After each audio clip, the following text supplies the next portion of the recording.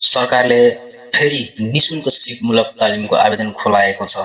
यदि तपाईँ रोजगारी खोज्दै हुनुहुन्छ, विदेश जान तयारीमा हुनुहुन्छ वा नयाँ सिप सिकेर आफ्नै व्यवसाय सुरु गर्न चाहनुहुन्छ भने यो अवसर तपाईका लागि हुन सक्छ। आजको भिडियोमा हामी बताउने छौं यो सूचना कुन सरकारी कार्यालयले जारी गरेको हो, कुन तालिम उपलब्ध छन् र कसले आवेदन दिन पाउँछन्, के कागजात चाहिन्छ, आवेदन दिने अन्तिम मिति कहिलेसम्म हो र कसरी आवेदन दिने सम्पूर्ण कुरा आजको यस भिडियो मार्फत म हजुरहरुलाई जानकारी दिन गइरहेको छु। त्यसैले भिडियोलाई अन्त्यसम्म हेर्नु होला र यस्तै जानकारीमूलक भिडियोहरुको लागि च्यानललाई सब्स्क्राइब र भिडियोलाई लाइक भने अवश्य गर्नु होला।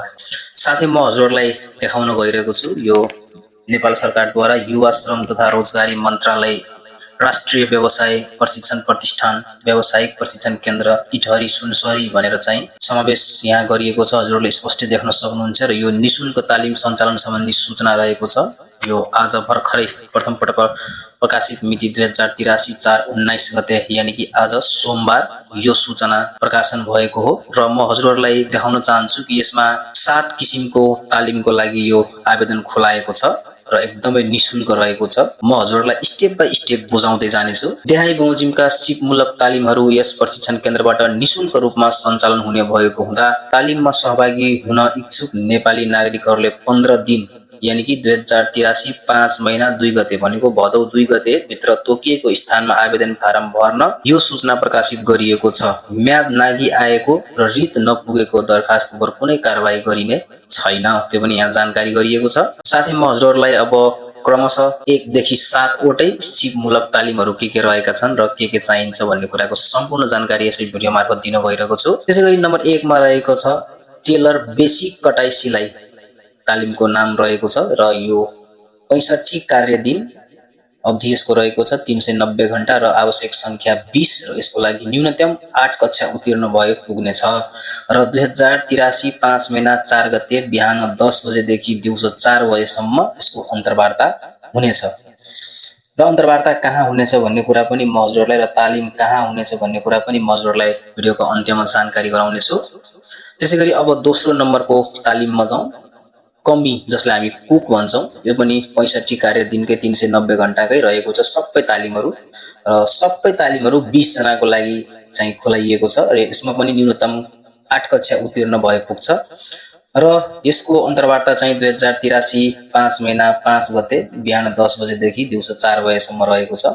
त्यसैगरी नम्बर 3 मा रहेको छ सहायक ब्युटिसियन र यसको लागि पनि न्यूनतम 8 कक्षा उत्तीर्ण भए पुग्छ र सहायक ब्युटिसियनको लागि अन्तर्वार्ता भन्ने 2083 5 महिना 8 गतेदेखि बिहान 10 बजेदेखि दिउँसो 4 बजेसम्म रहेको छ भने त्यसैगरी नम्बर 4 मा जाउँ सिलाई कटाई एडभान्स तरिकाको। यो चाहिँ 33 दिने कार्य रहेको छ, 195 घण्टा, यो पनि 20 जनाको लागि रहेको छ भने यसको न्यूनतम शैक्षिक योग्यता चाहिँ 8 कक्षा उत्तीर्ण भएको र बेसिक कटाई सिलाइको तालिम लिएको चाहिँ हुनुपर्ने छ र त्यसैगरी यसको लागि चाहिँ अन्तर्वार्ता 2083 5 महिना 10 गते बिहान 10 बजेदेखि दिउँसो 4 बजेसम्म रहेको छ। त्यसैगरी 5 नम्बरमा जाउँ। बिल्डिङ इलेक्ट्रिसियनको लागि पनि रहेको छ, 65 कार्य दिन नै रहेको छ, 390 घण्टाको र यसमा पनि 20 जना नै आवश्यक छ र न्यूनतम एसएलसी वा एसएससी वा सो सरह उत्तीर्ण भएको चाहिँ हुनुपर्ने छ र यसको अन्तर्वार्ता चाहिँ 2083 5 महिना 11 गते बिहान 10 बजेदेखि दिउँसो 4 बजेसम्म हुनेछ।